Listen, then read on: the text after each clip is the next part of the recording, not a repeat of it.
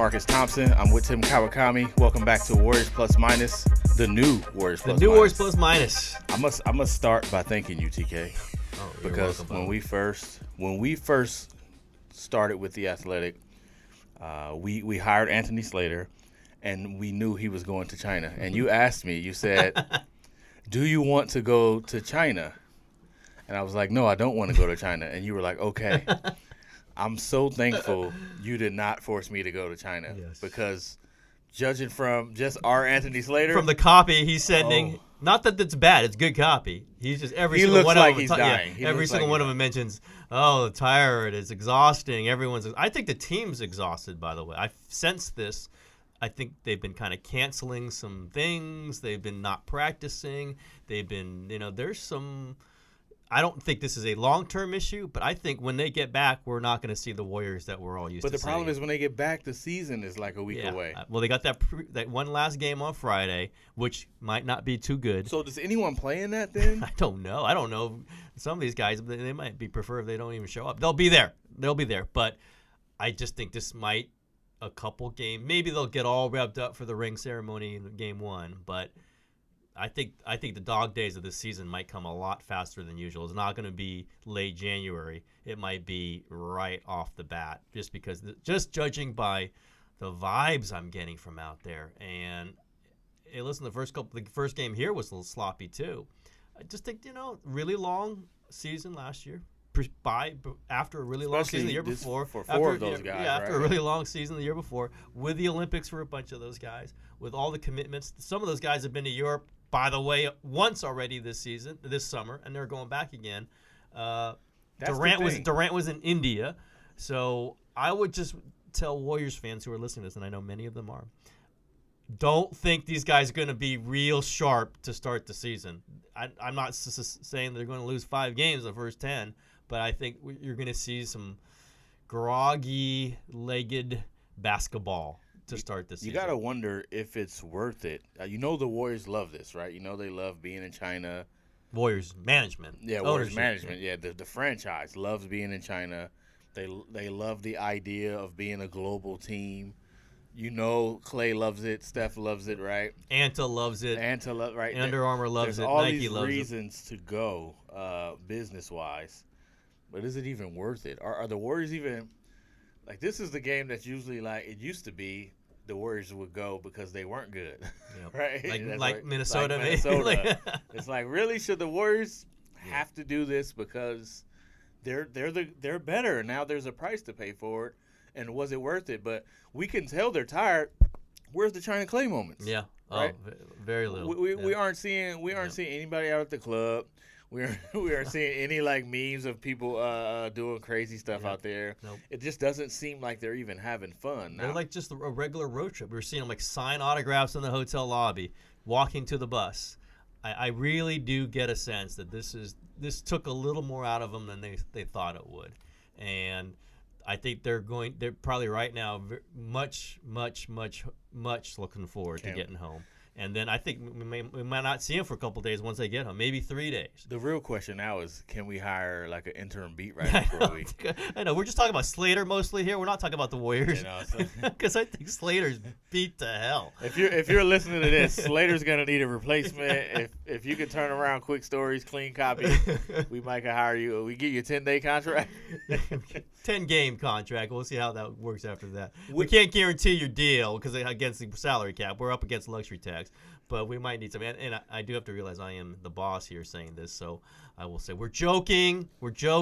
Speaking of luxury taxes, you did a mailbag, and the top of the mailbag, you revealed that we have already matched our annual goal. The Athletic Bay Area. The Athletic Bay Area has already matched our annual goal. You remember that day we walked in there and there was a number on the board? Yes. And I thought the number was gettable anyway. Yeah. It was like, we're going to get this number. Yep. I didn't think we'd get the number inside of the first 3 months. Yeah, inside of 10 weeks.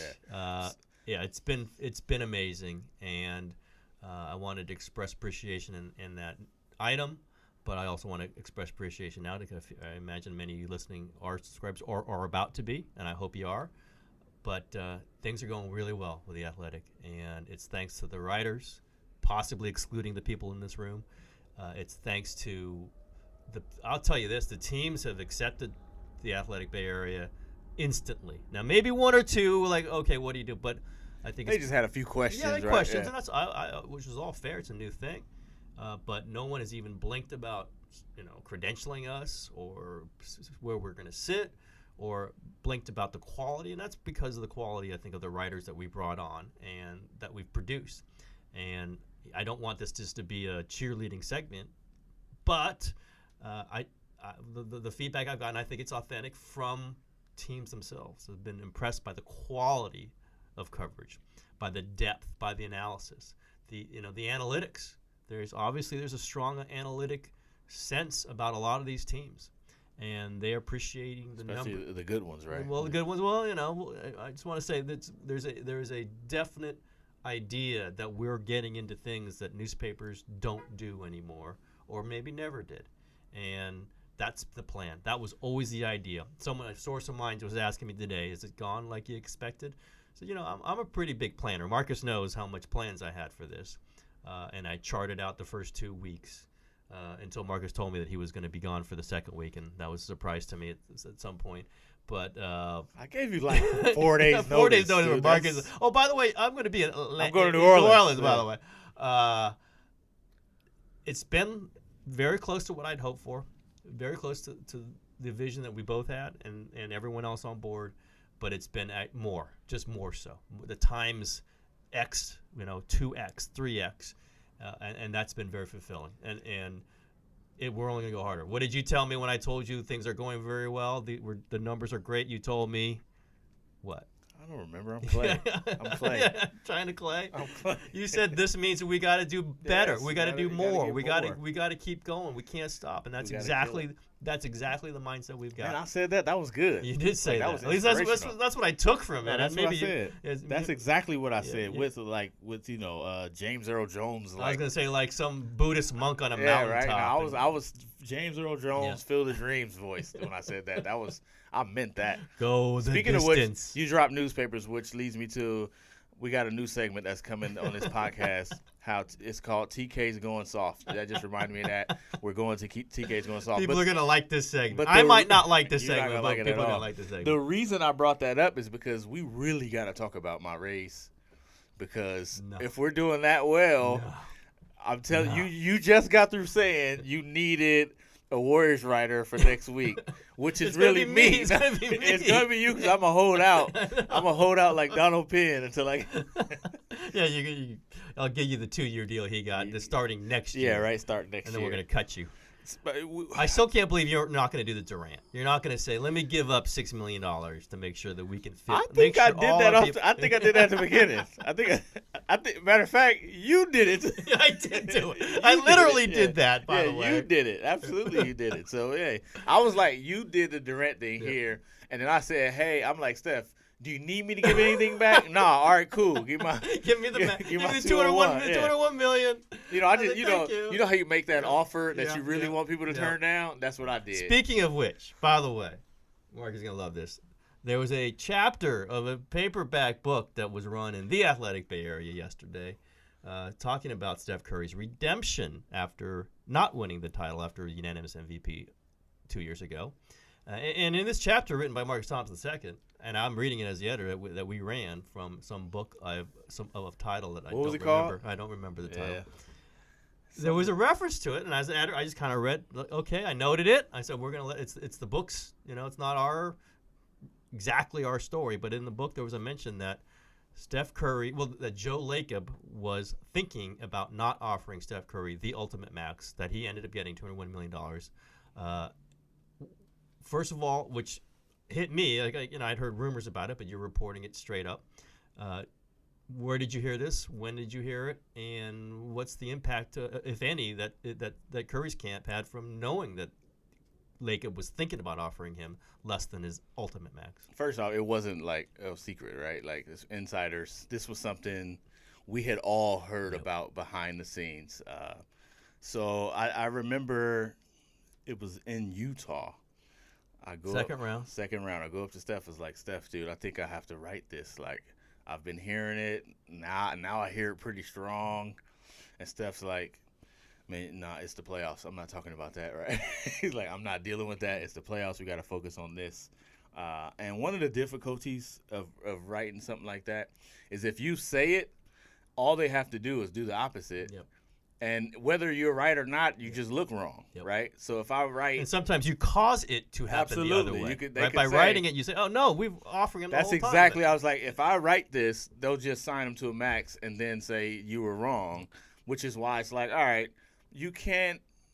I mean, it would have gotten a lot of clicks, a lot of headlines, but it would have been a little irresponsible. I thought, right? Mm-hmm. I just felt like, hey, I totally understand. I just didn't want to. I just didn't want to do it, especially on something that can't even happen at the moment. It couldn't happen until July. So it's like, all right, that sounds good. And I'm of the mind, Joe Lacob would be crazy not to think of it. Like, everybody who sees this sees where this is headed. Mm-hmm. You see the $200 million luxury tax bill coming. I think it's responsible for him to say, hey, where can I cut a corner or to? Think it. Yeah. Where can I cut a corner to? I think in the end, what was supposed to happen happened, right? Hey, this is Stephen Curry. Yeah. Who's been way underpaid. Way underpaid for 4 years. 3-4 years at least. And not only that, they're making a lot of money because of him, because he was underpaid. All of this was able to happen. The winning started with him. So, I mean, they came to the right conclusion. There were legitimate concerns from Curry's camp, like, they better not do this. And I've had this mindset for a couple of years. If they try to lowball Steph, like, that's the one thing. I've said it multiple times. The one thing that might make Steph leave or want to leave is if they say, hey, can you take another discount? Here's the crazy part, and this is how players are. He will offer a discount, but you can't. No, you can't go to him. Well, it's the same thing with Durant. Well, absolutely with Durant. They were never going to say, "Hey, Kevin, take 5.8 less than we can give you, and we can still keep Iguodala and Livingston's bird rights." They could not do that. They certainly couldn't do that with Steph. What did I say every time we sort of talked around this issue? You cannot offer Steph Curry $1 less than his ultimate max, because even that isn't what he's worth. He's worth more than that. He's worth more than that to the franchise. He's worth more than that to the NBA. He's worth more than that on the court.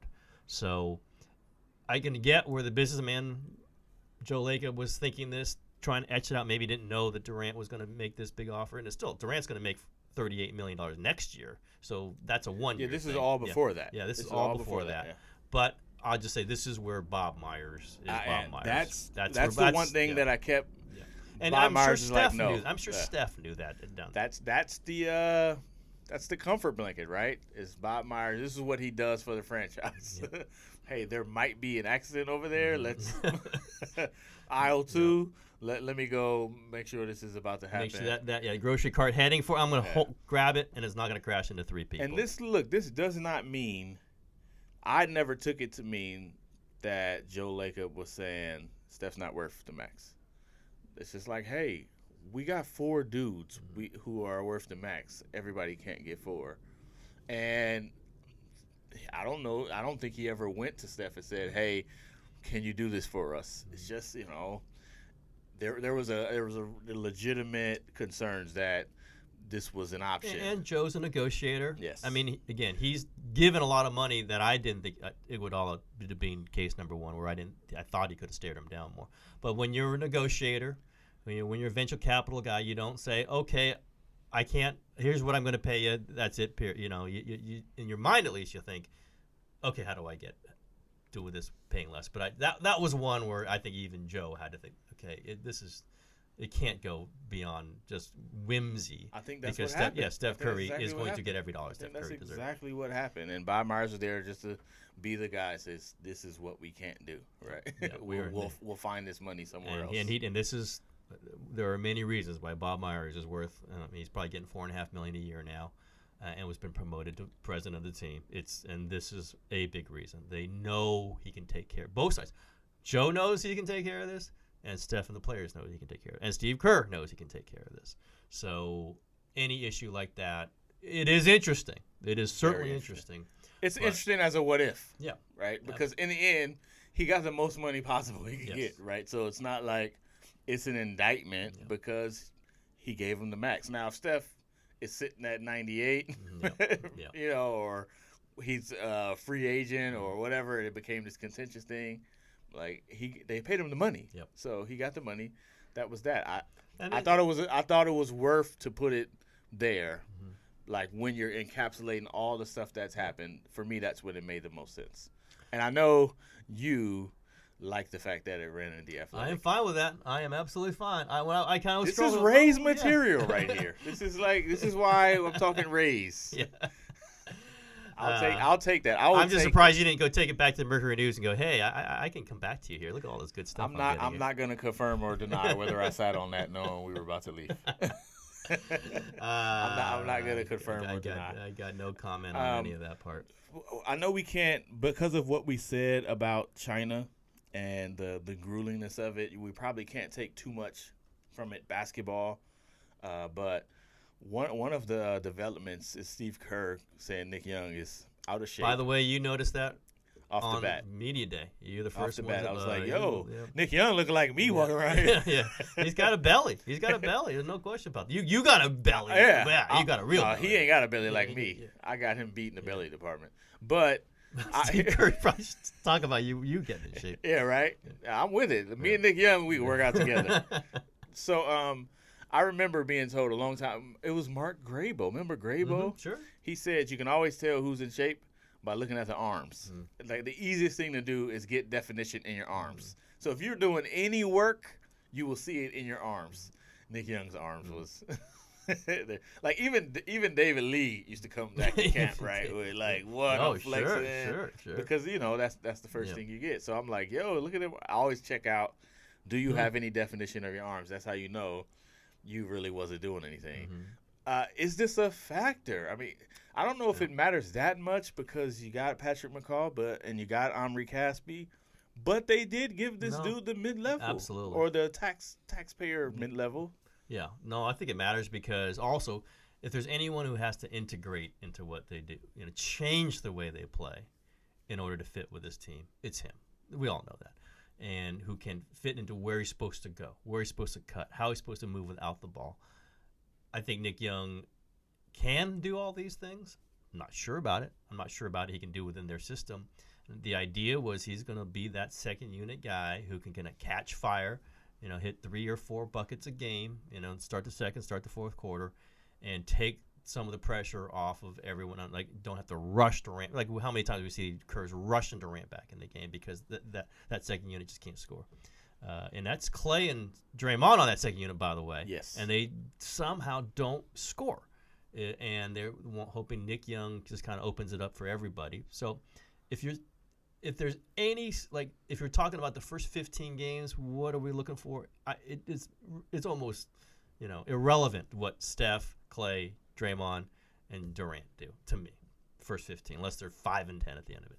But if Nick Young is not integrated into this, and being out of shape would slow him down for this, then you got to go, well, at some point, Kerr might just say, forget about it, and I'm going to try to find some other way, because it's not like Nick Young's in their future for 5 years down the road. Like, if this is not working, McCaw might really be the guy, or they just figure out some other way to do this, and they put Nick Young. Okay, that was Jason Thompson. That was the one they ran through. They can get off. There's other guys that they've gone through. Now they have nobody exactly with Nick Young's skill set and to do exactly what they were going to do. But they could jigger it around. They could get Durant into that start the second, start the fourth quicker.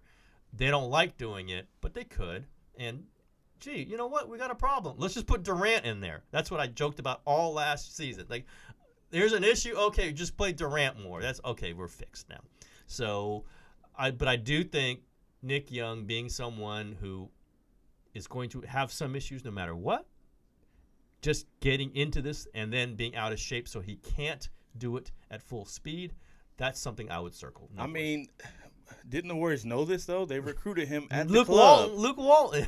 They went to the club to recruit him to the Warriors. Like, you couldn't expect him to come in tip-top shape. I think one of the things we see with that, too, is, like, there's a certain like Warriors culture where you come into camp in shape, right? And outsiders kind of have to learn. Remember Maury Spates coming to camp like, oh, next year it's like, all right, here's how we do things. Yep. So perhaps there's some patience there. But if you're Nick Young, and I'm with you on this one, like 20 games? Yep. If you're not showing and proving, how long did Ian Clark sit? You get your start, and if you don't show up, the next guy come in is Patrick McCaw, and I was like, you might find yourself towards the end of the bench, and that's a guy you spent $5 million on. And then, by the way, they're not pulling McCaw back if he's playing well, ever. No, because he's the future at some point. He's a rotation guy. If there's contractual issues with him, we can go into that. Nick Young might be one of them dudes though. Who I don't care. I'm not in shape. I'm still going to go out there and hit 4 threes. Yeah, I mean, and he really could do it. He could do that in game one. We're going to be talking about all these issues. He does in game one, and Steve's going to play it. Steve wants to play. We know that. I mean, Steve wants to play. And you know Steve, too. Steve said that for a reason. Oh, yeah. Right? Yeah. Oh, yeah.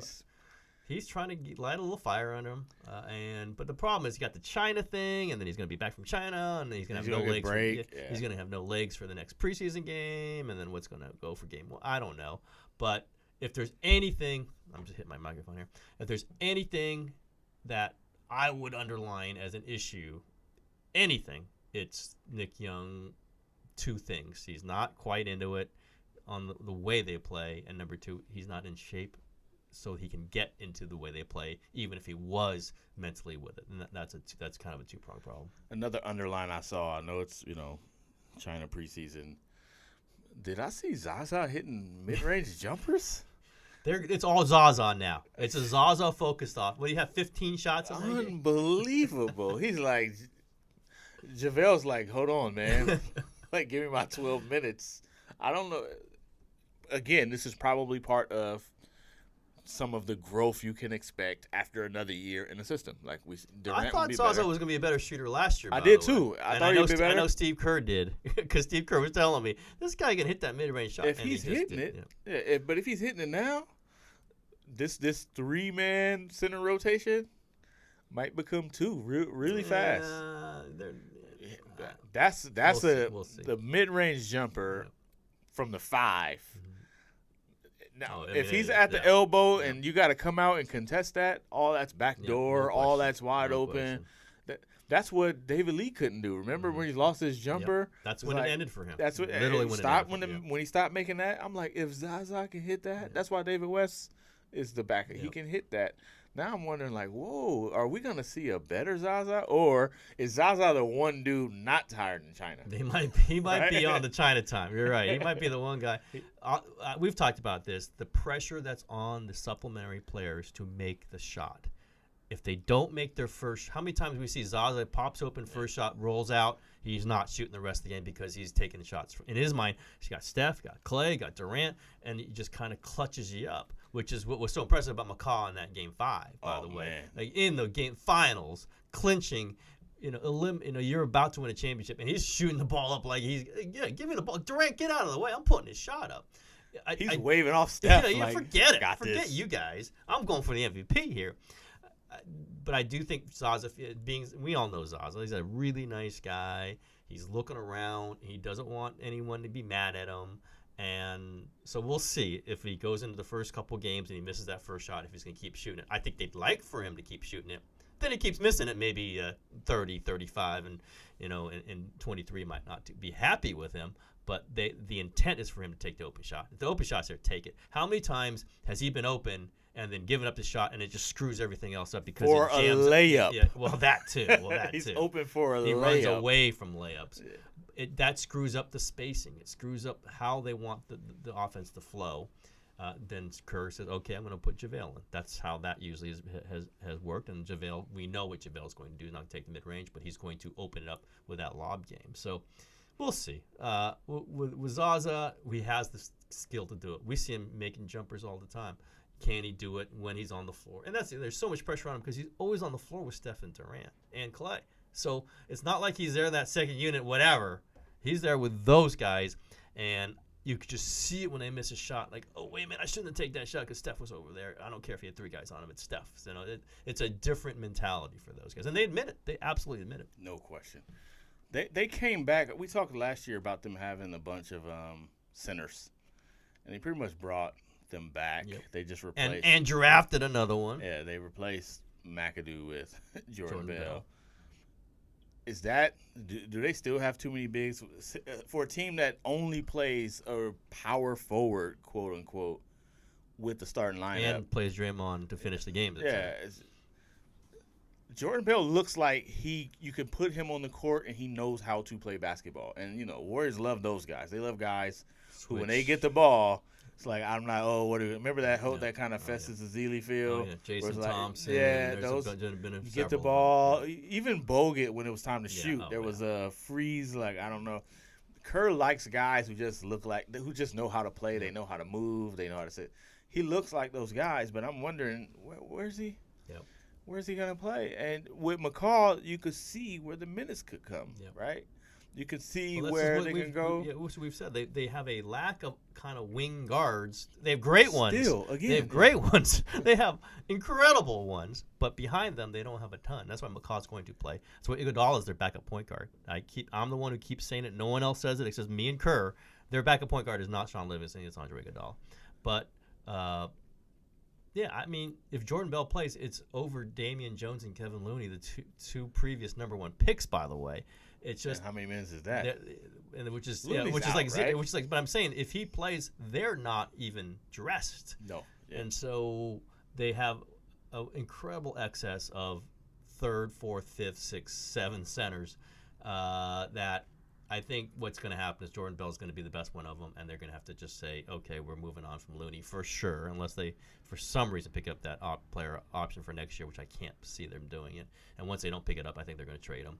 And then Damian Jones is like just this emergency. If JaVale gets hurt or if JaVale bombs out, then you have a backup JaVale, and that's Damian Jones, who isn't as good as JaVale.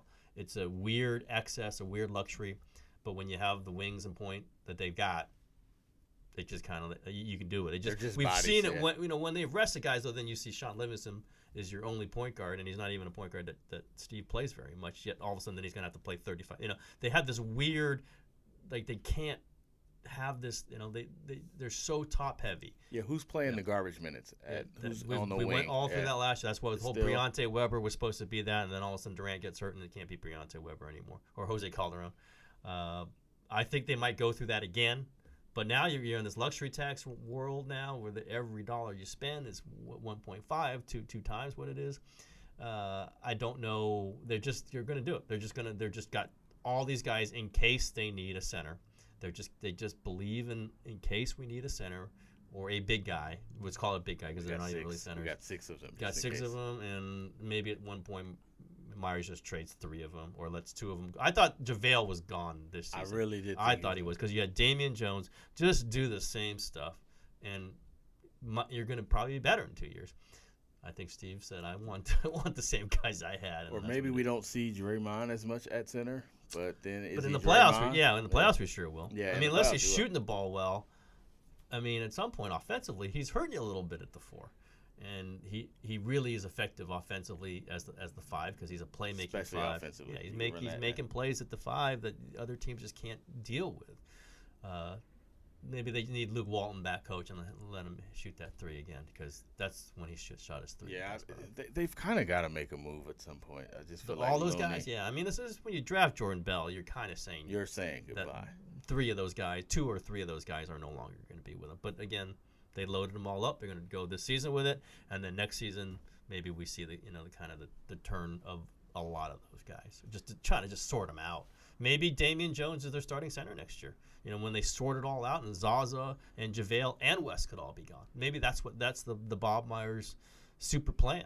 Is that hey we've got next year's centers already lined up. Maybe, I just thought of that, by the way. I should write this. I just figured out Bob Myers. There we go.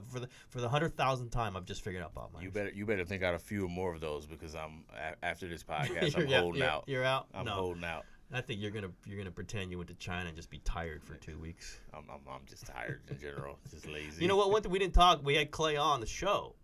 And breaking news, and everyone else jumps on it, and I kind of threw something up there just to make sure that everyone realized he said it us, and somebody else claimed credit for some of this.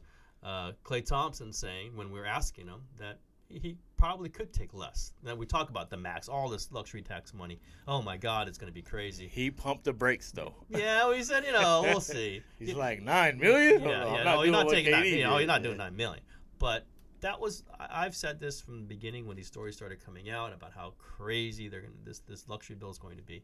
So that was like, people were saying Iguodala was going to make 18 to 20, which didn't happen. He made 16, which is more than I thought, but it wasn't 18. Well, I thought it was 18 to 20, or 18 2 years. Well, that's what I thought they would do. Yeah. The numbers were whatever, and they were saying Livingston 10, Ian Clark 6, JaVale McGee 6.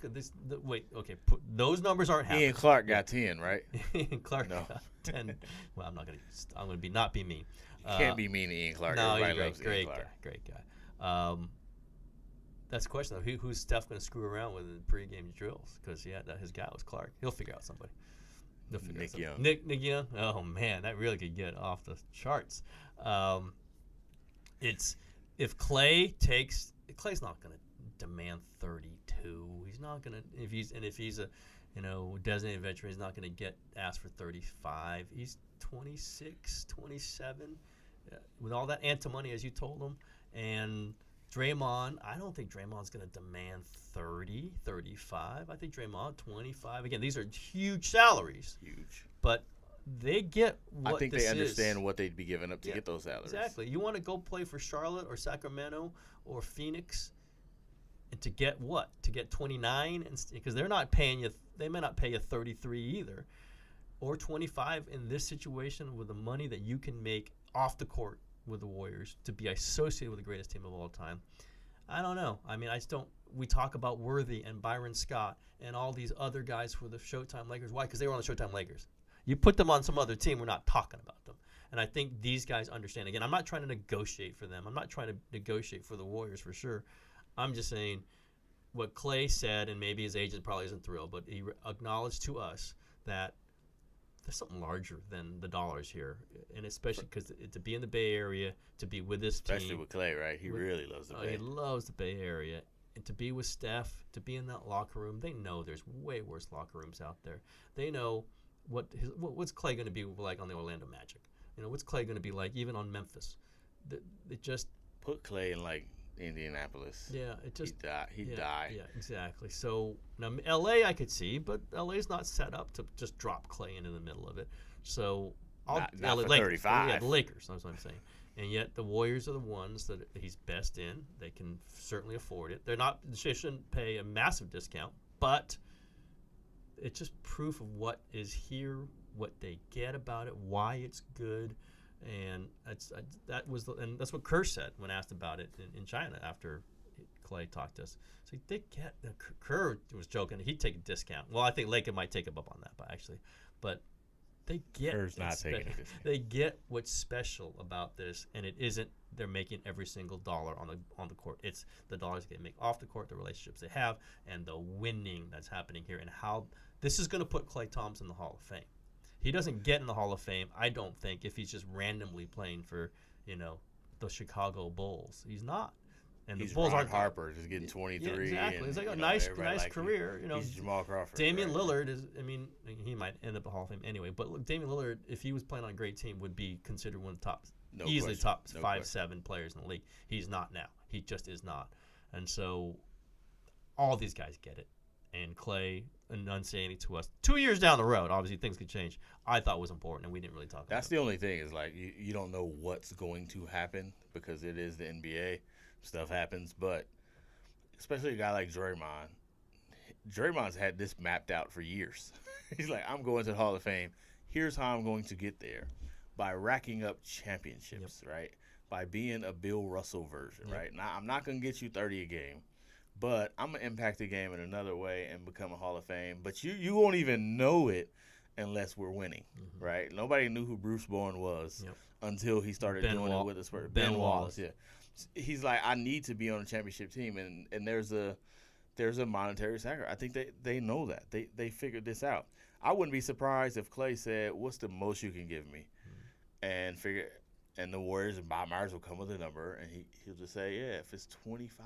Yep. Yeah, all right, let's do that. And that's the other thing. What I do believe is significant is the reason why teams try to trade for Klay is because they see this coming up in 2 years. And the only way the Warriors would do it, unless somebody just destroyed them with an offer, which I don't think anyone's going to, is, okay, if Klay wants 32, maybe we got to take a look at down the road here. At 32, if we can get a top 5 pick and we can get a player who can play that position, Avery, we've talked about them, Avery, yes. Bradley, all those guys who aren't as I mean, good as he Klay. would Aren't make as the good as most Klay. sense Yeah. to move. Yeah, but if he's not saying that, if he's affordable, in relation to where the world is for them, then why they're not training him. He's gonna be 29 years old when he comes up again. He fits right in there with this whole class. They try to build below him with other ways, Pat McCaw and everything else. But what did we hear from Bob Myers when we talked to him after the Durant stuff? We are riding this as hard as this is it. This is the moment. You don't screw around with this moment. You are never. It happens too much, and then it's a 30 for 30 about how it didn't work out, right? Like even Shaq is sitting there with Penny talking about, man, I wish I didn't leave. That's right. Like Absolutely. they see that. They know that. They see that. You don't, because they know there's going to be a worse time. You don't accelerate that. You just ride it out. And again, we're talking about guys who are 20. What's Klay? 26 years, 27 years old. This is not even close to the time where basketball-wise you have to start thinking about redoing it. Financially, you just have to keep aware of it. But and just bring in other revenue, such as maybe a new arena. A new arena, yeah. Maybe put PSLs on everything. Are you going? Are they going to get you to go to the All-Star game? They officially applied for their license. Are they To get the game. Okay, they get the game. Then they get the game. If it's here, I might be retired. At the game in the Chase Center. I might be retired by then. There's no way. If you're retired, then I'm retired. Because I'm taking a nice chunk of that balloon payment you get. Wait a minute. This is like proprietary information here. You can't be talking about this. Somebody's looked at my contract. In 2022, we can't. We're talking. We don't know with Klay in 2 years. I don't know. 2020. They applied for 2020 All-Star game. What? I thought they got the All-Star game in LA on this year. It's 2018. Yeah, 2019 is Charlotte. They applied for 2020. Yeah, but you're not going back to California. It's going to be like 21, 22. That's if they get it. Yeah, true. That's a good point. Yeah, they're not coming back to West Coast that fast, probably. And Vivek Ranadive wants one. You can't. I don't know about Joe Lacob. He might bow to Vivek and say anything you want, Vivek. You're my guy. That's not happening. Can we do TK's Going Soft? All right, and I got a separate little thing. Can we do TK's Going Soft? All right.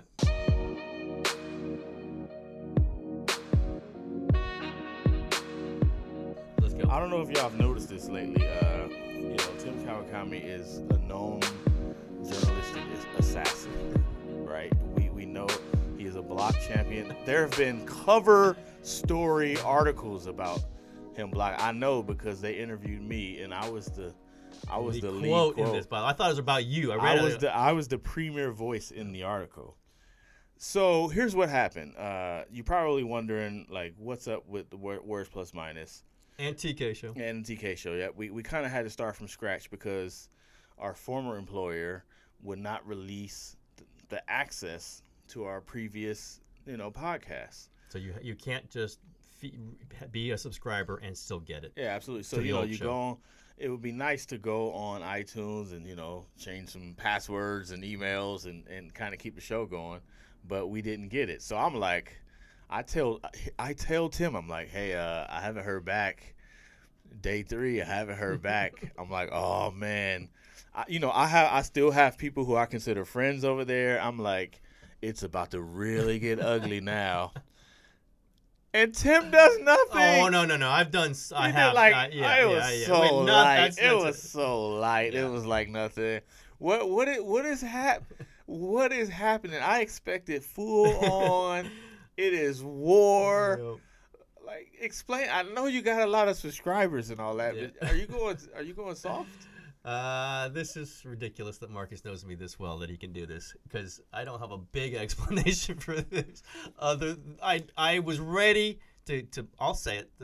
The Mercury News has chosen to be small time and do this. I'll go and I think I've scorched the earth now. Yeah, then, no, I've sort of. Man. No, I'll just say maybe if the Athletic wasn't doing as well as we're doing, I'd feel even more. No, and I wouldn't feel like insecure about it. I just would like we need to get a bigger foothold because that's who we are and we're good enough. We've got that foothold. We've got a number for digital subscriptions that they will never get, ever. They are not getting, and I know they want to. So when you play it out that far, it's like, okay, they're small. I know they're small. I didn't expect them to be this small, but if they think that's going to slow, if that's their only retaliation, if that's what it is, and I still have friends there, maybe not anymore. Whatever. We're bigger than that. We're already bigger than them in this and so many other instances. And I pointed out one on Twitter the other day with them following the Klay Thompson story. So if that's where they're at and they are looking up at us so obviously, so neurotically, whatever. It's only going to get worse for them. It's not. So if I go at them, if I don't go at them, we're bigger than them. So we're bigger than them, and that's why I don't know if that's soft. I don't know if that's more. I mean, corporate. you kind of just confess, say, "Hey, man, we're living too good. We're eating high on the hog. I don't need to. I don't need to destroy anybody." Exactly. Now I still might. It's kind of in my nature to, but I have held back mostly, other than a few tweets, because what's the point? You know, with some little dogs yapping. The point is your reputation. Yeah, there are people who are literally scared of you, and now they're like, you keep telling me. Now they're like, I'm people contact me about working with us. I'm not gonna put them on blast, but contact me. Hey, you guys got anything? I'm like, you need to talk to TK. Can you talk to him for me? I'm like, dude, no, this ain't. 2 years ago, yeah, this is not TK anymore. This is TK living high on the hog, game changer, innovator. I told my wife, I'm like, oh, TK is a fool. He is not gonna be happy about this. They won't give us access. It's been 5 days. They can't even return the email, and at least say no. I was like, oh, it's about to go down. And then I saw like one tweet, like it's okay. It's okay. Hey, and just so you know, I got plenty TK going soft. So yeah. This will be a regular. I'm told this will be a regular episode. I don't even know who you are anymore. And you've prepared this. You've thought this out. I'll say I'm not that prepared for my, rejoining little thing here. Will be Marcus Thompson's Teflon. Marcus Thompson's overexposed. That's how many instances of your overexposure your own website has to run an excerpt from your book. What's that? Man, that's ridiculous. I don't. Who's the boss there? That is. It's like what? Top notch. Like I gotta apologize to the readers for exposing them to this. Here's the funny part was I was like, so first off, I forgot to. Yes, by the way, I was supposed to do it on the 3rd and totally forgot. When the paperback and the publisher is like, yeah, so are they gonna run an excerpt? And I was like, oh yeah. So I asked Tim, I'm like, hey, can I run this excerpt? And I was waiting for hey, we don't really want to do that. He's like, sure, you really run this show anyway. I did not say that. I will say that. I said, sure, and then Marcus has it in there and set up to go like in half an hour. It was already ready. No. We actually have to look at this. I don't know what you might be trying to sneak in there. No, I did totally do it first, and it was like, I should probably ask. Yeah. Wait a minute now. Before I actually see it on the site, being the editor-in-chief of this, I probably should read it. That is true. I was like, you know what? I probably should ask. Headline ready photo. 2,000 words. It's links in there. What is going on here? So we backed it up a little bit. I took out a lot of the bad stuff in there, cleaned it up as usual, and then we ran a chapter of Marcus. Oh, by the way, it was hilarious when the first question I asked was Steph Curry on a microphone at a press conference. Tim Kawakami, the Athletic. You really doing this? What? He's like looking at you, looking at me. He's like, this is what you are now? Absolutely. This is what you're doing? Yeah, I think I'm doing this now. That's correct. That's how we roll. You can learn from me. He's knocking me by comparing me to you. So I don't know what you can learn from my overexposure and my relentlessness in promoting because I'm going to do it for you too. Yeah, right. I'm riding along with it. On your next book. Your book on my adventures in French laundry. Yeah, I'll just say this, just to be serious. One of the great things, one of the many great things about the job I have now is I am not thinking about a next job. This is the first time in my life that's thinking about a next true. job. Yeah, not even like I mean, that's the existence of journalists, Yep. right? It's like waiting for what do the I do axe to next? drop. Yeah, what do I do waiting for next? yeah. Where am I going to go next? What's my next platform? And again, I don't want to jinx anything. Who knows what's may happen tomorrow?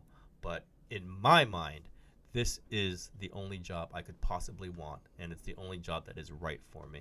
That's unique. I've never been. I loved my job for the last years with the Mercury News, but I always knew there was something that could happen. I always knew there was something I might want to do. I always knew something this might not be the best place.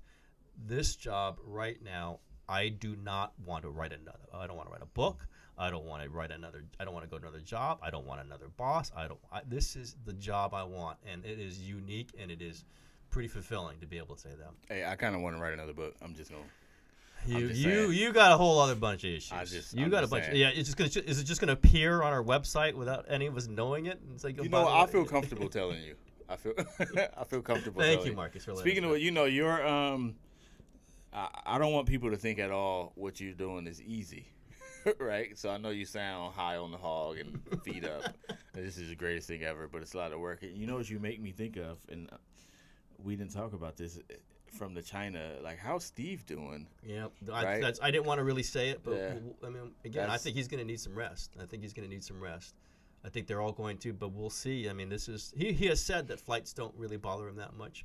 They bother everybody though, to some extent, and being that just your body clock being wrong, and we know, he's had trouble sleeping. We know this. We know, this is not anything that's gone away. So we'll have to see. Maybe it's okay, maybe it's not. But I think they've all been affected, and you certainly have to look to Steve to see how he might be affected into the next few weeks. But you know him. He's going to want to be there. He's going to want to show us how great he is. I mean, he felt well enough to go in on NRA. Oh, we knew that. We knew that was coming. And that was You great. get the sense, like some of his dialogue and commentary, I don't want to say he's feeling good as if like he's not feeling, but. He's going and he's talking about stuff. He's, Steve's a texter and he seems to be engaged. Yep. I wonder, number one, how long can he keep it up, and if that's a good sign at this point. I think it is. I think he's reading again. Again, Yes. Steve and I talk about reading all the time. We talk about books, and he's really engaged on books again. And I think for a while, and that was a real, he loves reading. Like I love reading. At the end of the day, that's how I wind down. That's how we've talked about it, what books we're reading. And we hadn't really had that conversation for a while. And just recently, we've had that conversation.